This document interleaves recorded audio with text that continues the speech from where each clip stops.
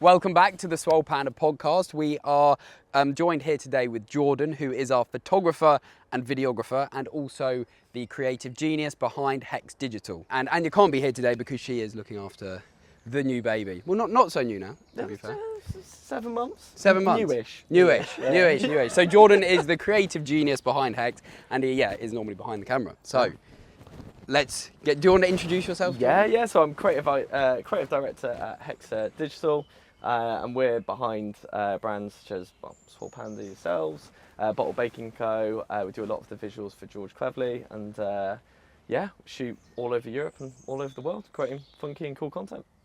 And you've literally just come back from Paris, right? Yeah, Paris and then the Alps. So yeah, literally last Thursday I was on a mountain at this time, which was a slightly terrifying experience, but yeah, absolutely. Yeah. So yeah. And there will be some cool photography coming up. You will see that. You will see that. Yes. No. It's not just me being terrified on a mountain, like.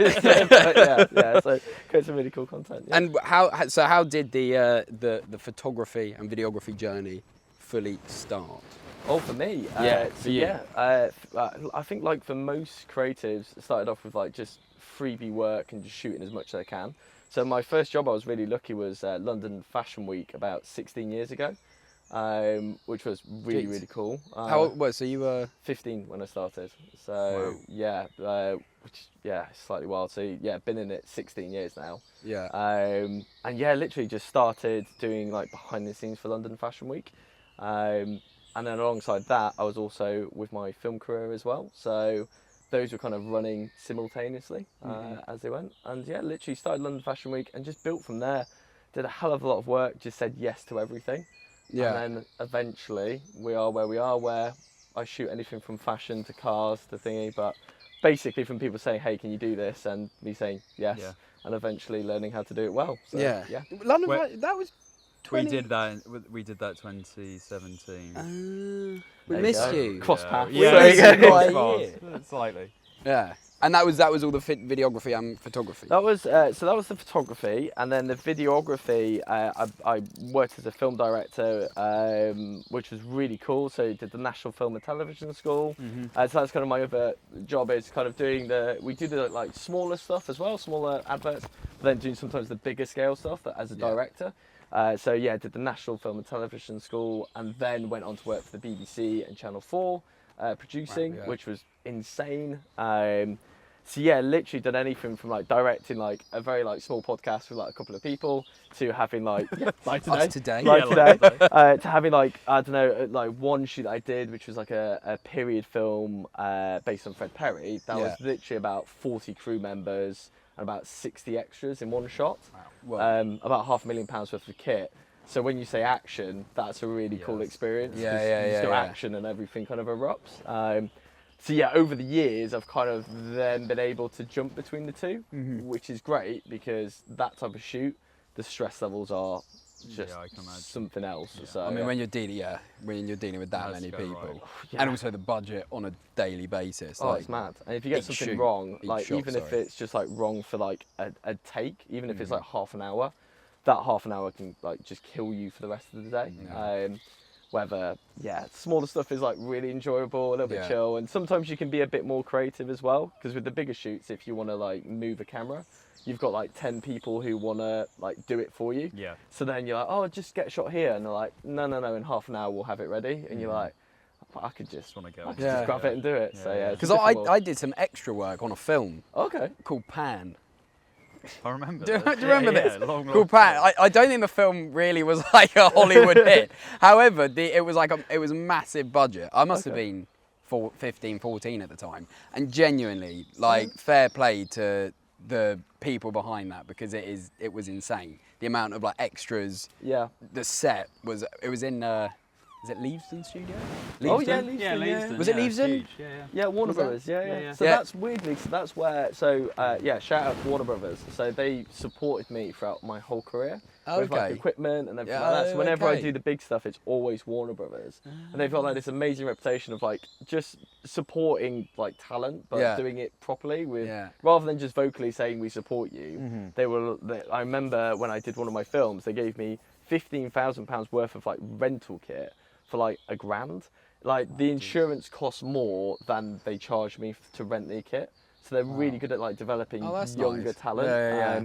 And still in your 30s, you're still regarded as youngish. Yeah. So they were I amazing. wouldn't know. I wouldn't Yeah. know. Yeah, absolutely. Cheers, man. Old, Cheers. yeah, makes me feel old. The 94 lot, I just like, oh, man. But yeah, it's coming for you, mate. I It's know. coming. It's around the corner. But yeah, It is that's around all the corner. Leavesden. That's where all the stuff is, all the rental kit. It's amazing. So yeah, really cool guys. Really cool guys. Yeah. So when did Hexe formalise?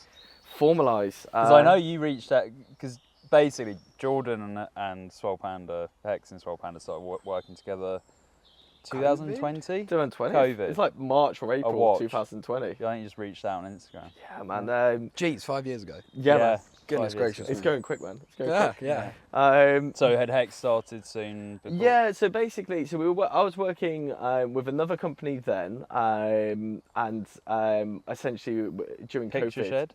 Yeah, Picture Shed, that was Yeah. it. So yeah, I'd started that kind of subsidiary under another agency because Okay. I think I was at that time I just wanted to do more creative stuff. Mm-hmm. And essentially, we hit COVID. I was, on furlough, as you could expect. Mm-hmm. And I love to shoot, and I was just incredibly bored. So I was like, well, we've got all this kit, we've got like 50 to 100 Ks worth of kit, depending on what we're shooting. Let's just contact brands and be like, it's a tough time for everyone. If you want to shoot, let's just do something cool. The only remit that usually we had, and I think with you guys, was like, look, we want a little bit of creative control. So send us your product, but then we want to kind of come up with the ideas and give you what we think would work. Yeah. But it just meant that we still have clients now, a lot of clients from that time period, and we were able to support a lot of like people who were just starting off, and then just essentially they've all grown, and we've grown with them, which has been crazy. George Cleverly was another one from there actually. Was Around that the you same just sort of contacted time? them? Yeah, Really same time, interesting. I literally was just there like, yo, I love your shoes. Like at the same time I was there like, yo, Sylvester Stallone wears your shoes. Like, this is awesome. That is cool. It's so cool. So I was there like, yo, can I just do something? And George, Glasgow Junior, he's very progressive in that industry for Mayfair. I'd say he's like one of the best at utilising social media. He was like, yo, man, let's do something. And that relationship's grown and grown, and it's gone mad. So, Some of the shoots you've done with them or the pictures you've shown us are like awesome. I mean, thanks. Yeah, the pictures. Yeah, touch words. No. The pictures are awesome, but the shoots also. They look. I don't cool. reflect so much, but like, the pictures are awesome. They're the best. Absolutely. Yeah. Thank you. I mean, I'm really, really proud of the work we've done there. And some of the shoots have just been insane. And I think when you get into those circles, it is like stepping into a different world. Yeah. It's just, the celebrity thing is cool, but also when you're into people who buy that level of shoe, like because they those live a different shoes, life. they're like the they price. retail, Yeah, what's what do the they retail It really depends on like how rare they are, Right. but you've got some of them that you could easily get into 30 grand for a pair of shoes. That's wild. Yeah. If you're spending that on shoes, Yeah. you have some seriously deep Wonga, pockets. Serious Like, Muller, Wonga, Whoa, whatever it is, wow. it's mad. Yeah, so like just that means the caliber of shoot that you end up doing, or the places Has you to go. match the- Amazing. It's awesome, man. It's awesome. Yeah. So for like a humble guy from Yorkshire, I'm just there like, sweet, just next to Ferrari, yo, Yeah. let's do it. So it's you have to kind of keep it chill and be like, yeah, I'm used to this. Yeah, this is my everyday. But yeah, man, it's awesome. Some of the best shoots definitely has been. Apart pretty from wild. Swole Panda, of course. Apart from Swole but, Panda. you know. Well, to be fair, I mean, I think with you guys, the best thing that we've had with you guys is you have some clients that are very prescriptive about like, this is what we want, and you kind of go, okay, cool, that's fine. But my favourite clients usually are the clients that kind of go, this is our brand, this is our ethos. Creatively, run with it, see what you can find. Yeah. And we've ended up just randomly just doing some really cool shoots with you guys, just being able to say, hey, we're here. I'm thinking X, let's do it, let's rock and roll. Yeah, but I think that's been a key thing with Swole Panda is when you get people that are good, let them do their thing. Yeah, because they're probably more skilled with it than 100% we are. than us. Yeah, exactly. The team is awesome. I mean, you've obviously got Kate on the whole social media side of things. So obviously my side is very much creative. So I need the information to work. So you need to work with people who are super experienced on like either the PR, social media, marketing side to give you give you feedback and be like, this is what we need. Yeah. And then usually I can kind of go from there and add to it. Yeah. So you've got Kate, and then obviously you've got the more techie guys with Sean's. It's the Sean's. The Sean's. The Sean's. The Sean. So so it's a really good team, but it's just meant that some of our shoots have been they look like they're insane budget, which is amazing. We can Yeah. kind of make it look that way, which is really cool. So. Yeah. No, that's. And what's your favourite shoot that you've not necessarily Swole Panda, but ever? You don't have to say Swole Panda. It's You've got a okay. standout one. Yeah, It's okay. Doesn't have to be a Swole Panda one. I think for different reasons, I think it's really hard. I can give you a couple if that's all right, because Yeah. it's really hard. So like favourite shoot overall was probably the Channel 4 Fred Perry one where I was directing. The big one. The big one, Yeah. in the sense of just scale. Yeah. There's something. The lead actor was Tom Blythe, who was like the lead actor in Hunger Games recently. Okay, cool. You had like tons of people, like House of Dragon stars and stuff like that. They're all in it, and they're all starting off, so incredibly talented, but That's cool. hadn't made it yet, and have now. That is amazing because you do just go. You've got the pre-production for 4 weeks. You've got all these amazing locations, custom-built rackets. You're shooting off the best lenses, cameras. So when you go action, it's just like madness. It's amazing. And then favorite like people I've shot with, like recently, it was actually last week. Shoot with Shemi Alcott. Like, I have to play it really cool. But I was like, this is a Winter Olympian. I'm skiing with the Winter Olympian. This is nuts. Cool. And she's incredible. Like literally, you could put like a 5p piece on the snow and be like, "Yo, I want you to hit that at 40 miles per hour, bam!" And she'll just do it every time. That's Olympic level, crazy. That is cool. Mate, it's mad. And yeah. I am not an Olympian, so it's also. But because you first shoot with her a few years ago? Yes, yeah, we did, yeah. But you hadn't skied Not before, for a while. No. Yeah. So I'd skied, but there's levels to this game. Yeah, no. I know. So I'm trying to ski and take photos if you're not like a. It's mad. great- It's yeah, mad. And also yeah. just like ski. Oh, just the stress of it, and yeah, I mean, you just really appreciate. Like, I think everyone. I mean, they say the stereotype, isn't it? Like every male thinks he's like 6 weeks off being like an Olympian. He's like, I've got this. Yeah. You watch football, you're Straight like, down a black diamond. Exactly. I could hit that 40-yard free kick. Yeah, like, yeah. like, Yeah, I think so like a true. lot of people do. But you just appreciate it a lot more. Yeah, when you actually see it in person. And then the one person where I've met them and shot their collection, and I always bring it up something like they were just so lovely. But it's the only time I've got starstruck was shooting with Sylvester Stallone's collection for Tulsa King. That's the only time I've got starstruck. And luckily, he didn't see me get starstruck, and I was able to recover. I was a little bit younger, a little bit less experienced, but we were basically shooting his shoes in Tulsa King. They even have like a close-up on them. They're these crazy, like awesome shoes, beautiful designs. So we're shooting all of those. And the place we were shooting was like 3 floors. We were getting like workshop-y shots and all that.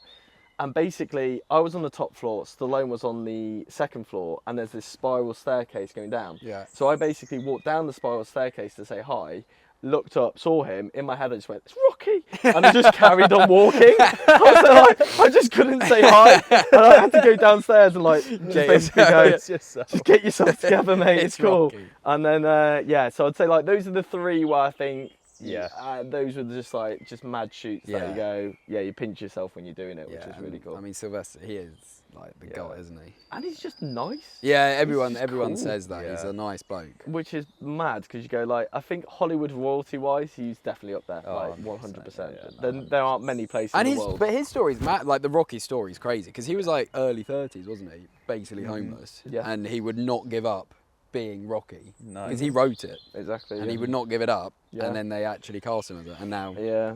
I think that's probably what got me more was the level of respect, because I think with people when they're just when they're a celebrity, yeah, you're like, oh, that's cool, like cool, you're famous or whatever. And if you're known for just being famous, it doesn't faze me too much. No. I think it's when I really like Rocky as a film. I Yeah, think it well. massively deserved Best Picture. So then when you meet someone where they're like, dude, you like locked yourself in a room for 3 weeks. Yeah. You're super disciplined. You've also gave people like Ryan Coogler, who's just directed Sinners. Yeah. He gave him a chance with Creed. Like he's like a bastion in the industry. So you just go, yeah, man. Amazing. It's hard to almost hold eyes with someone like that because you have such respect. Yeah. But you just have to have a cup of tea and be like, how you doing? It's all good. So, so it's cool. Yeah. Adrian. That's Rocky, isn't it? Didn't do that. Yeah. Watch more. So I walk out to go, Adrian. Hi, I'm Jordan. Yeah, hi, I'm Jordan. It's definitely what I I would think that do. would have been like, is this guy shooting? Yeah, Get him out. Is Get him he out. okay? He's done. He's done. I mean, do you know what? That is one of the things that's really difficult. Is like also autographs. Like most of the time, I want to get selfies and autographs, but I never do. Because it's just like a thing, like I don't want to see you unprofessional. No, so I you know. kind of almost have to sometimes be a little bit like, no, yeah, I know who you are, like I'm playing it cool. But in your head, you're like, please, can I get you? dude, you're awesome. But can't say that. No, yeah. No, that is cool. And with Hexe, how do you share responsibilities with Anya? So Anya, I mean, I always say like Anya's the brains behind it really. So she does a lot of the kind of more marketing, wider brand, wider strategy. And gives me more of the information. So she'll tell me like what's going on in the market, what we're doing. She works with different people on kind of the more SEO side, social media, PR, that sort of things. And then on my side, most of the time I kind of get given the information. Sometimes it's on a wider side, so be like, look, we want your opinion on brand and strategy. Yeah. Where do you? This is kind of the direction we're going, but how do we have something a bit unique? You know, isn't ChatGPT or AI or something that everyone else is doing? Like, how do we find something that's a bit more left field? Yeah. And then obviously all the productions is me usually, and then usually that's shared out because we shoot across Europe now. We've kind of got 2 freelancers in most of the big countries that we just work with on a regular basis. Yeah. So France, Germany, Norway, Spain, Italy. We shoot there a lot, so therefore we've got kind of our network, which is quite nice, of just people that I can, like last week we needed to get some pickup audio in Norway. I've got people that I can... What's pickup audio? It's just essentially we were shooting at -12 in a snowstorm. So yeah, okay. So the audio was like, we were like, this is a bit testy. So we essentially needed to just get some extra audio and then ADR it. Nice, because we can just send someone and be like, he'll do it. It's cool. I don't have to fly out to Norway. So that's how we usually split it, and then we go from there really. -12. That's cold. So I know you probably don't have a typical day in the life because you're travelling so much. Yeah, to be fair, that's a tricky question. Out of everyone, I think, What's like an average week? I mean, not obviously not time by time, but average kind of week. Do you travel most? Yeah, I'd say like every other week I'm in a different country, which is because I think that the thing that we try and do is we've got our international clients, and then we try and almost maximise that as much as we can. So for example, if I'm shooting like with a Spanish client, I'll try and like essentially say to you guys or say to other people like, hey, I'm in Madrid, I've got this shoot booked in Madrid, but let's bring your product in, we'll book models. So essentially if I'm there, just book for 1 day, I'll try and stay there for 3 and just, our clients that are on retainer just essentially get that real kind of European, wider, worldwide feel to their brands, which sometimes is really hard to do on a low budget. So usually my hours are quite long. So usually I'm up kind of about 6ish usually. Usually there's always edits because we do animation. So usually my morning is kind of wake up, do a few hours of like animation before the baby wakes up, which has obviously been a bit of a difference. Yes. Then either I'm helping out with the baby, or we'll figure out grandparents, etc., childcare. And then a lot of the days, if I'm not shooting, it'll be production. So essentially it's calls like with yourselves or with the marketing teams, etc. Figuring out, okay, what is the weather this week? What's going on? What are especially nowadays, what's going on in the world news-wise that we can kind of feed off? And then it's like looking at the next week and going, right, okay, what can we shoot there? What can we book in? What can we do?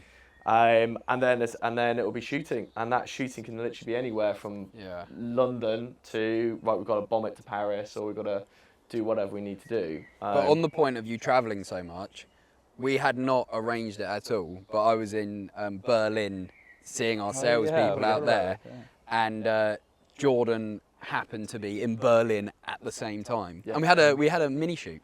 We did. We got some good shots. We had a mini The weather was really good. Before I went to Denmark, we were like, let's just get some shots. That was like a very high flying thing. Like, you in Berlin? I'm in Berlin. We're both in Berlin. Let's get some shots. Yeah. I mean, but that's the type of thing. It's trying to be flexible. I think that's the biggest difference in the years I've been doing this. Is as a creator now, you have to be so much more flexible and work with and with clients as well. You have to have that relationship of, this has just happened, we need to grab this now. Yeah. And that's probably the biggest difficulty of mine is you find there's a lot of bottlenecks now, because you'll go, I don't know, the weather is stunning like this week. You go, the weather is absolutely stunning. So everyone is literally going, hey, let's do something. So you end up doing like, I don't know, 10, 15 shoots in 1 week and splitting half days and all of that. Yeah. But then obviously when it's just a rainy day, then it's like you might have animation or whatever.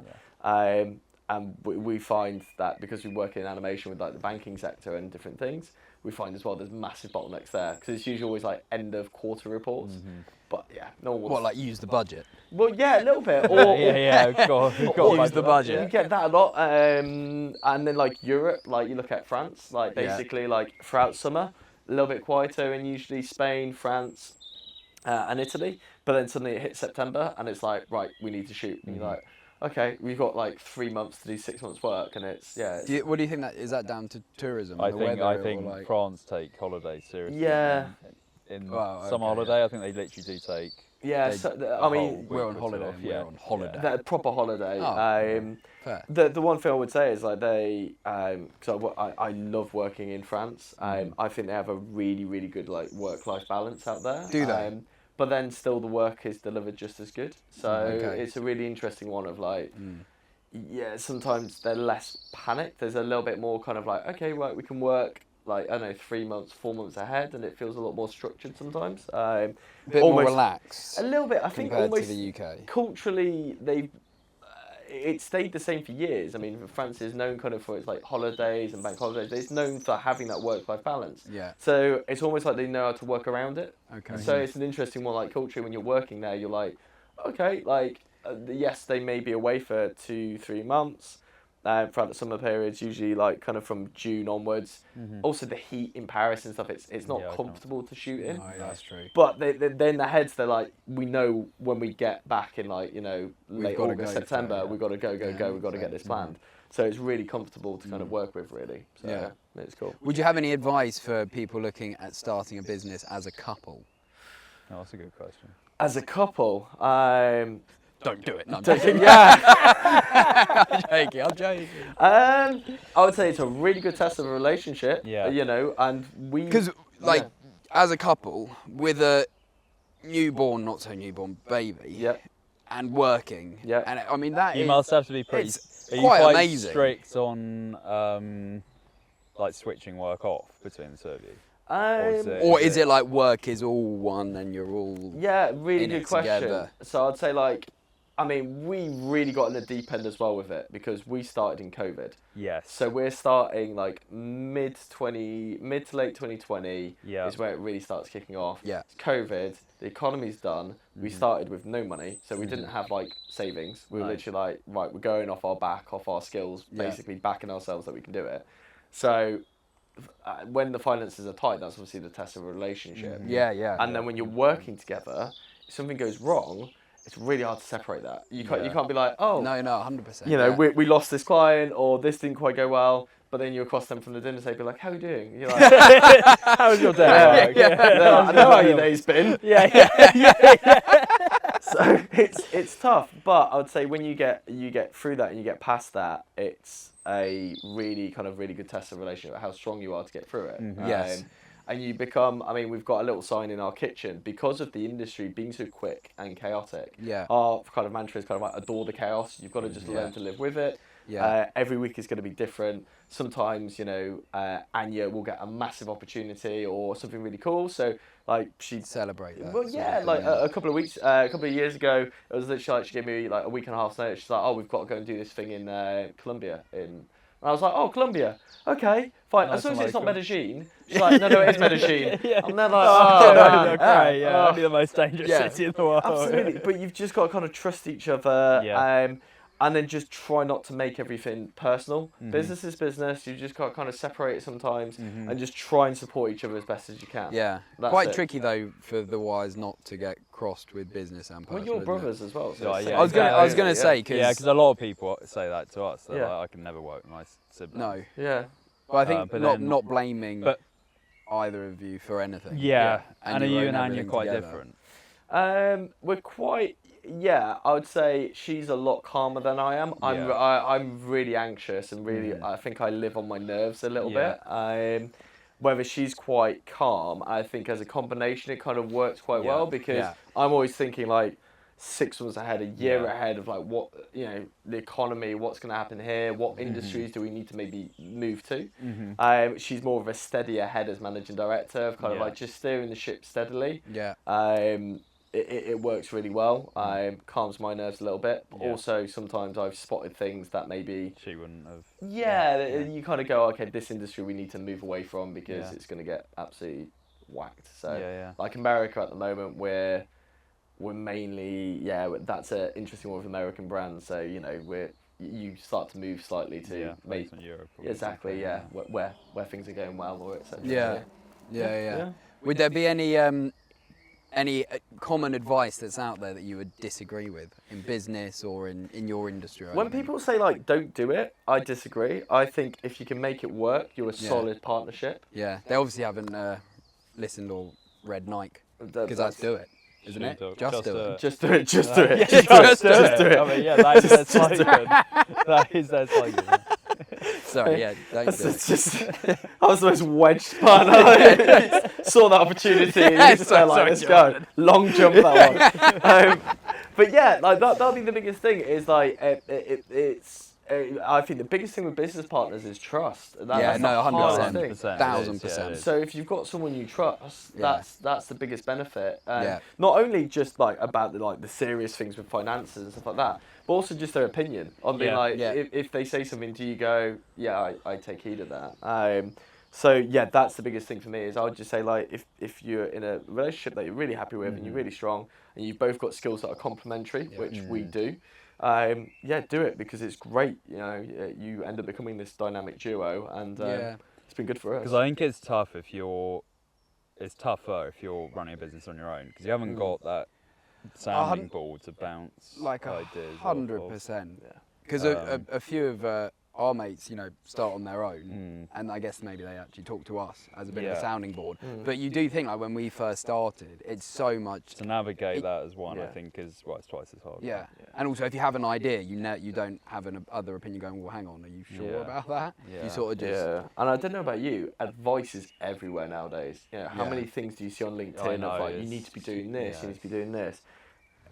You just drown in it. So to have a right-hand person that you can be like that knows the business, and knows what you want to achieve. Exactly. So I'm really positive about it. I think it's been great. I think we've both been able to flourish because we've both had each other's back. And there's less of a selfish agenda with it. Like we want both of us to succeed, but we're also happy to be. Some of the time, like she's working on some projects I can't talk about, which are insane, they're amazing. So sometimes I've got to take a back seat. And then other times I will have a massive production and it's like, hey, I might need a bit of focus and support on this. So it's been really, really good. That's really good. That's cool. Go on, I was going to, so if you weren't doing what you're doing, if you weren't doing Hexe Digital, what do you think you'd be doing? Is that Hexe Digital? Oh, sorry, if you weren't, so if you weren't, okay. It'd be a professional Muay Thai fighter. Yeah, Muay Thai. No, if you weren't. This is me. Like, basically, my whole career is getting myself into places where I just shouldn't be. I'm waiting for someone to be like, hey, can you professionally swim with shark tanks? Yeah, absolutely. Just they were great white in the camera going, I messed up. Sorry, no. So if you weren't in photography or videography, what do you think you'd be doing? That's really tough because I've literally since it's something you've always wanted to do. 12 years old, I've literally been. I mean, since I was a kid, my dad said I literally sat in front of the cinema and would just be like, just shut off and just focus on visuals. I love them. So we'll say professional Muay Thai fighter. Professional Muay Thai fighter. That's what we're going with. Oh my goodness. Well, to be fair, when I was a kid, I loved boxing.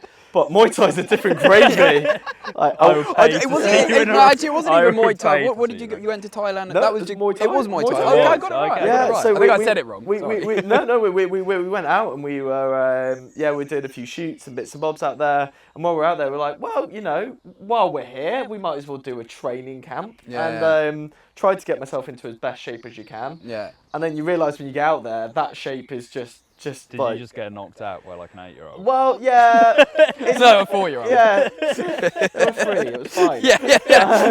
They had started They were walking. a really big 3-year-old. But it's just you definitely, when you go out to, as I said, it's like when you ski with like an Olympian, Yes, or when yeah. you just get an appreciation, and that's my favourite thing about my job is I get to like dip into all these different worlds, Yeah. whether it's like meeting the super crazy wealthy and be like, okay, man, that's just. You bought what? Okay. Yeah. And then meeting someone who's done Muay Thai since they were 2 years old and kicks trees, and then they kick you with the shins once, and you go, I don't think I have a leg. It's just a different world. But yeah, it's that's the awesome part of my job. I think if I wasn't doing this, I think chef, cook. Okay. I think I wasn't expecting that. there was like a crossroads when I was younger where I did like media studies. There was like an English teacher, and she just loved media, and she was like, right, I'm going to start a media course when I was like in secondary school. So, and then I also was doing cooking, and I chatted to the food tech person. And they're like, oh, don't be a chef. No one ever makes it. It's terrible. And then I chatted to my media person. They're like, they literally wrote me a reference like, this guy's name is going to be in lights. He's going to be insane. Spielberg's got nothing on him. Which I've got to admit, I watched the videos back then. I was like, mate, I don't think Steven Spielberg was quaking in his boots. But I think that having people like that who empower you, and we're just there like, no man, like you've got this. Go for it. That's important. So that was the crossroads. Teachers, Wow. important. Oh man, What absolutely. would you? That's a good question. What What would I have done? That is a really good question. There's quite a few things that interest me. Yeah. Like professional, like Lego Lego development would be. Really? Yeah, to come up with like Lego. Like, City. or no, like the kit. The Star would be Wars. pretty cool. a I lot was of time interested goes in into architecture. That's basically the same thing, isn't it? But- Just with bigger toys. Yeah, it is pretty much. Yeah, so it's probably Something something down design, that route. creative. Yeah. I think so. Design, creative. Yeah. route. I mean, I would have been a failed actor, so. No, fails, you know. Not necessarily I don't. Well, fail. to be fair, I never go. No. There's still time, man. Well, You've got there's this. still time. There's still time. No, always I don't time. know. I wanted to be a pilot. You Okay. did want to be a pilot. I wanted to be a pilot. Okay. Yeah. I thought that would be quite You cool. could have combined the two and done like a Catch Me If You Can type thing. Yeah, you know, Top just Gun. pretended to be a pilot. Top Gun thing. I'd be down for Just that. blagged it. Yeah. This was after you'd watched Top Gun. This was it? after I watched Top Gun. Yeah. like a fighter pilot. Yeah. No, I watched the original Top Gun. Yep. And That was it. was it. Actually, to be fair, if you ask Mum and Dad, No, I but this used is to the- watch Top Gun. I get something in my head, and I get quite This- obsessive. No, sorry, this is the story of James's childhood. We'd watch like a Knight's Tale and James Bond Tale fencing. Yeah. We'd watch wanna Shotgun, be a would be a knight. pilot. We'd Yeah. watch something else. Yeah, we obviously watched a sock film somewhere. Yeah, somewhere along the lines. I'm not sure. I'm which just one glad that you didn't was. watch like Friday the 13th. Like being in the forest right now, I'm there, like hockey mask comes down. I'm like, okay, man, but I did watch Top Gun a lot though, like every day for a good 2 months. I mean, It's it's a good great film, to be it fair. is a and the good new film. one I thought. What actually out of would you say it was a good film? oh mate, a banging film. Yeah. New film? Yeah, I thought it was yeah phenomenal. new one was Thank you. amazing. Okay, good. Yeah. I thought so too. It was like an old school feeling, like, do you know those, because I think there's a lot of films like nowadays where it's like, oh, actually, the bad guy's the good guy, and they like flip everything. Yeah. It's sometimes nice to see a film where you go, it's very clear, like, Yeah, good yeah. guys, bad guys, you know, and it was, That was good. I thought it was amazing. Sorry, I've digressed.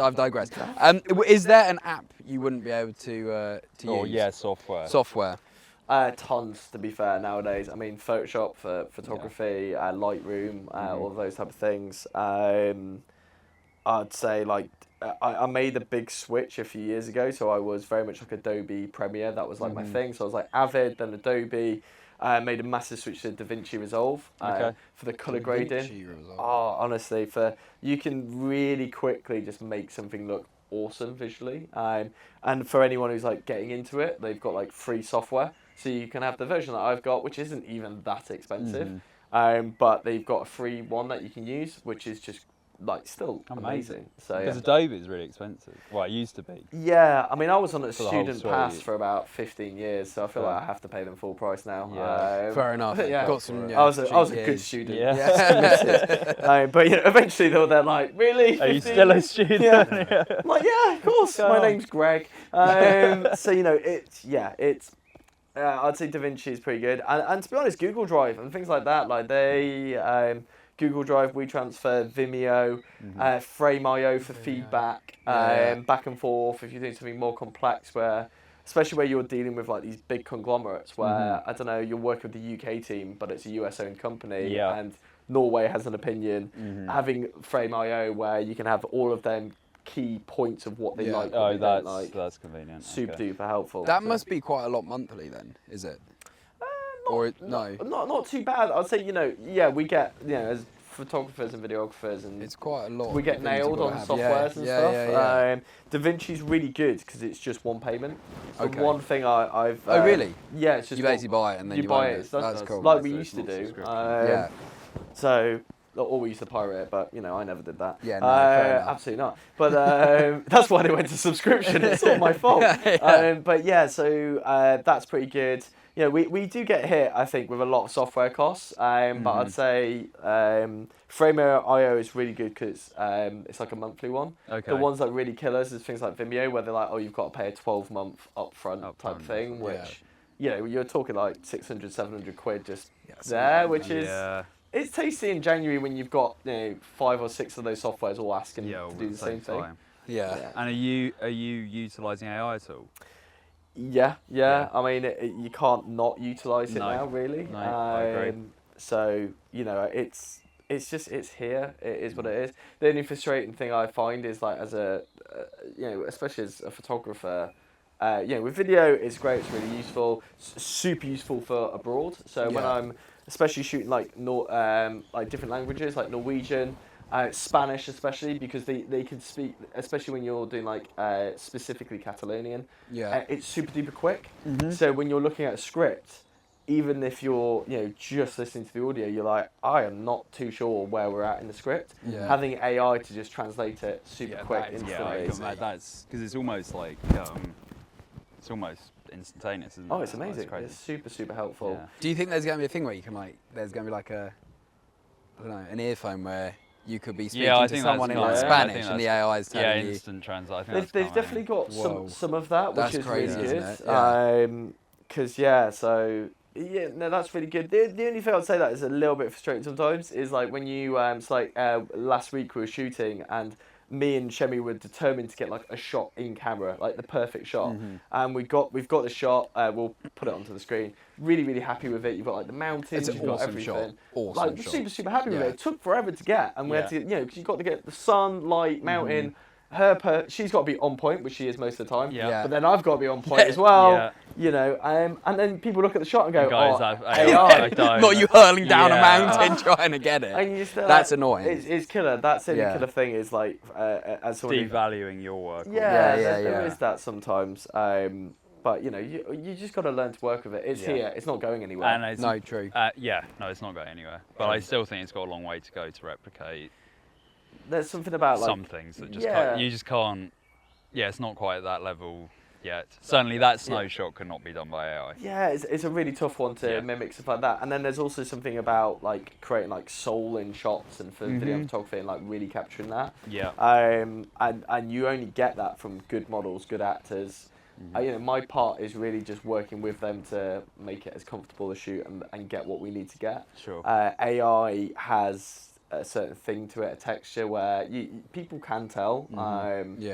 And if you want your brand not to be just generic, or like because there's like drop shippy look, isn't there? That you can have. If you want it to actually be different and stand out, then you need someone who's going to bring that to it.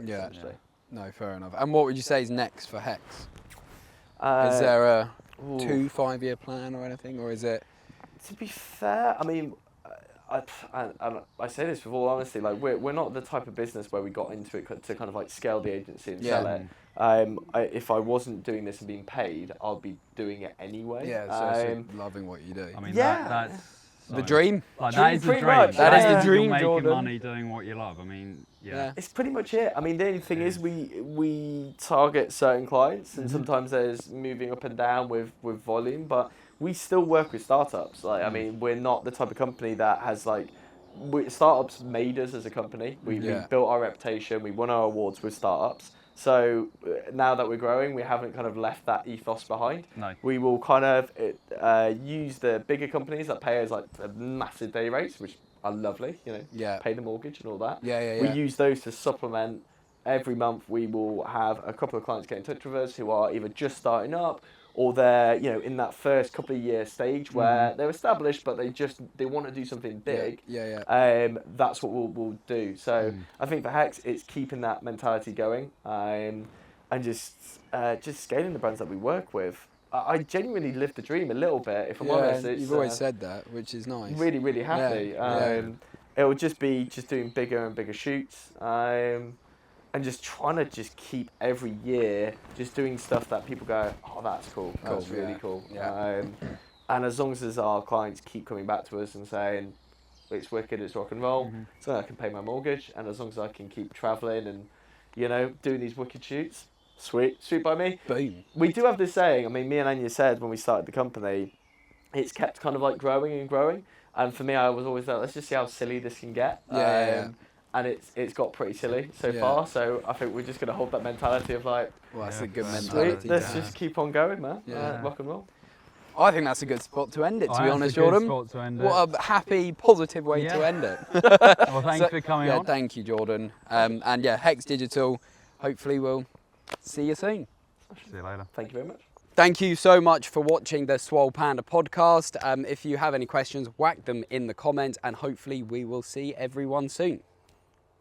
Adrian!